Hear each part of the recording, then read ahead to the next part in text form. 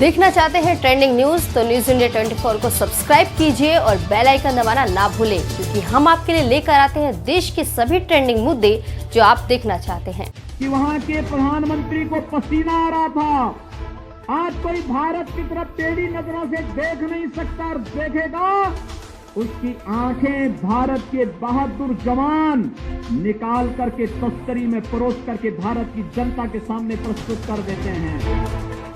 आज यूपी के मुख्यमंत्री योगी आदित्यनाथ ने बिहार में रैली के दौरान पाकिस्तान पर जमकर निशाना साधा।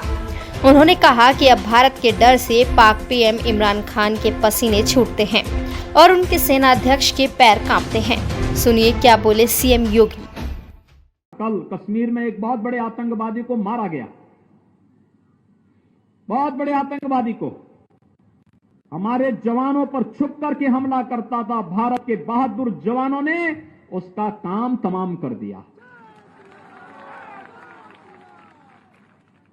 आज भारत की तरफ कोई टेढ़ी नजरों से नहीं देख सकता, क्योंकि भारत का नेतृत्व मजबूत हाथों में है और जब यशस्वी और मजबूत हाथों में देश का नेतृत्व होता है तो देश की आन मान और शान पर कोई टेढ़ी नजरों से देखने का दुस्साहस नहीं कर सकता है।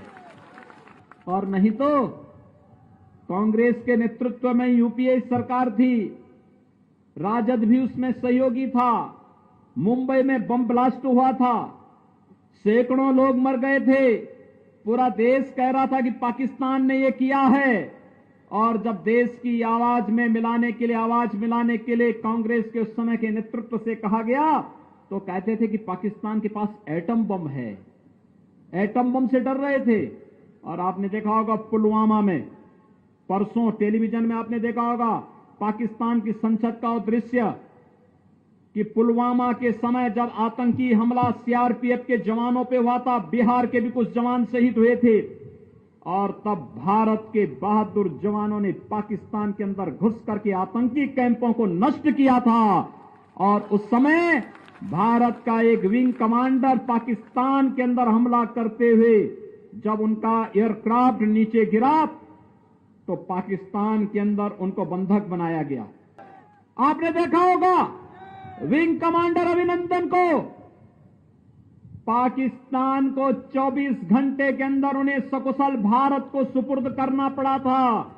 और पाकिस्तान की संसद का दृश्य भी आपने देखा होगा जब पाकिस्तान के अंदर कहा जा रहा था कि जब विंग कमांडर को वापस करने की बात आई, भारत ने वार्निंग दे दी थी कि अगर इस समय सीमा के अंदर हमारा विंग कमांडर वापस नहीं आया तो फिर पाकिस्तान इसके परिणाम भुगतने को तैयार रहे। तो आपने देखा होगा कि पाकिस्तान की संसद में ये बातें आ रही हैं कि वहां के प्रधानमंत्री को पसीना आ रहा था, वहां के आर्मी के चीफ को भी पसीना आ रहा था, उसके पैर कांप रहे थे कि कहीं भारत अभी हमला न कर दे। और उन्होंने कहा भैया जल्दी से इनको वापस भारत भेज दो, नहीं तो भारत हमारा काम तमाम कर देगा। यह है भारत का शौर्य और पराक्रम।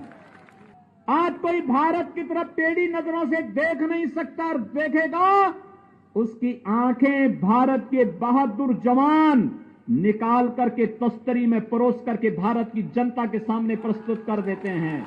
यह है हमारा भारत।